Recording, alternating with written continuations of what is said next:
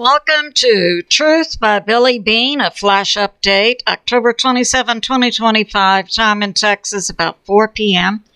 Thanks for like, subscribe, and share. We may be seeing an historic hurricane with Melissa. We have now, from some weather sources, that a fly-through has recorded the highest wind speed for a wind gust ever recorded. This was from Melissa, 241 miles per hour.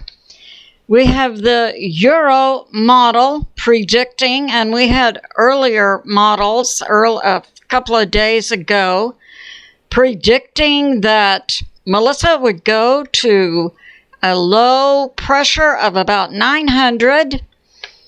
And the Euro model was predicting winds up to 200 miles per hour. If Melissa reaches this wind level, it will be the strongest hurricane ever recorded in the U.S. So now, the update, the 2 p.m. update from the National Hurricane Center, puts Melissa with winds of 175, a drop in pressure to 900. No, I believe that's 906.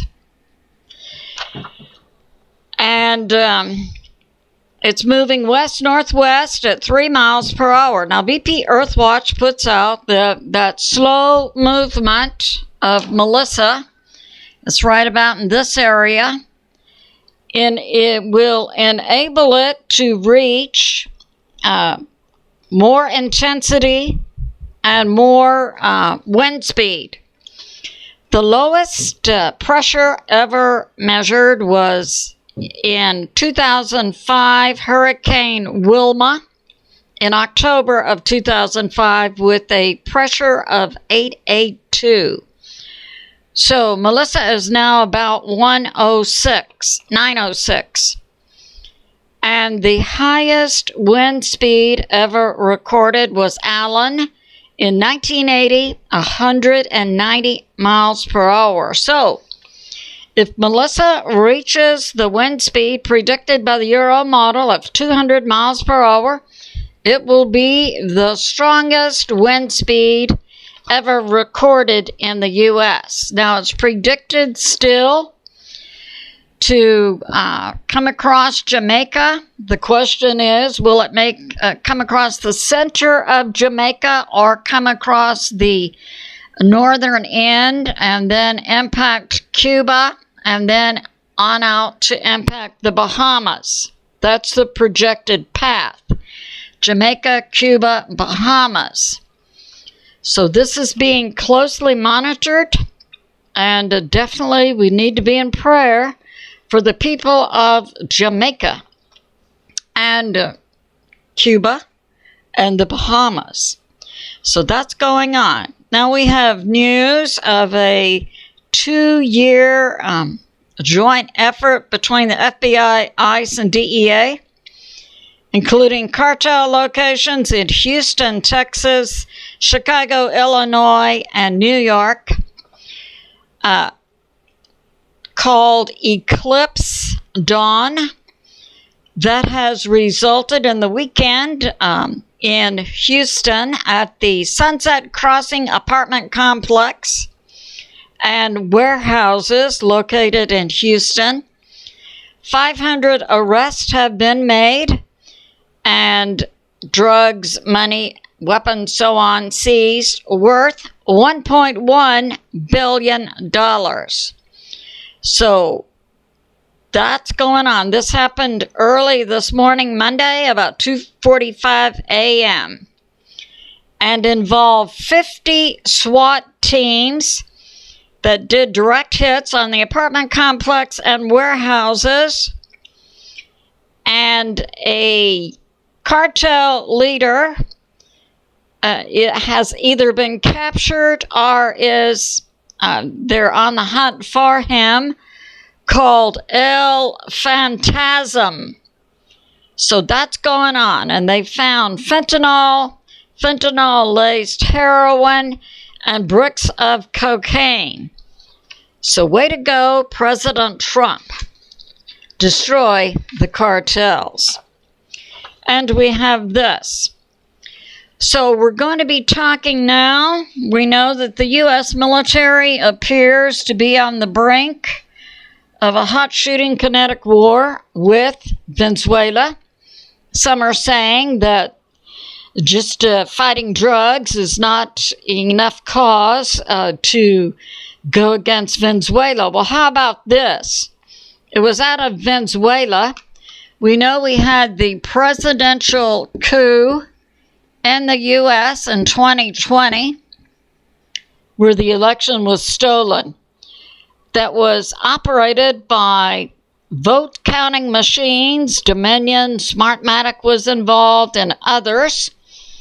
And these were orchestrated from foreign nations: Venezuela, Cuba, Canada, Serbia, and more. This interference in the U.S. election process constitutes an act of war against the U.S. I submit this. President Trump is going first against Venezuela and Colombia. I expect some efforts are going to come against Cuba, Serbia, and we had Iran, some elements in Russia involved, and in Italy involved in this vote manipulation scheme to steal the presidential election of 2020, which constitutes a coup, which is an act of war against the U.S. So that's going on. And now we have this. So we have Russia bringing out a new cruise missile called the BPEARTHWATCH. NATO's name for it is Skyfall.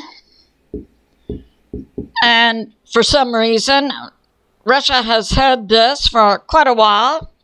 Evidence, NATO already had a name for it. But now Russia is testing it. And it's a new form of a cruise missile that is powered by nuclear power, and then it carries nukes on it, nuke bombs. It can go up into space and stay there forever. Its power source is unlimited, nuclear, and its range is also unlimited. And then it can come down anywhere on the earth and can go as low as 200 kilometers or 125 miles above the earth. For some reason, Russia is now demonstrating this new type of cruise missile. So that's going on. And we have this. That what's going on with Russia and Ukraine. So we have Russia, Ukraine. Russia appears to be on the brink of destroying Ukraine. Zelensky, we understand, is drawing money from his billions he has stolen from the U.S., from his international accounts, as he preps to flee Ukraine. If he's even there. Most analysts believe that Zelensky has not been inside the Ukraine for years. He's had doubles there. I would tend to believe that more. But apparently Zelensky now is drawing money from his foreign accounts. And we have this. So we have in Ukraine, we have Donetsk, Luhansk, Zaporizhzhia, Kherson, the areas inside Ukraine, which according to the Treaty of 1991, voted in a referendum to rejoin Russia, which they legally could do under the treaty. Now, in Ukraine, we have the Oskol River, and we have about 10,000 Ukraine troops on one side of the river being encircled by Russian forces. And now the Ukraine military is saying to the Ukraine forces here, escape any way you can. So that's going on. It's in the area of Pokrovsk and Kupiansk.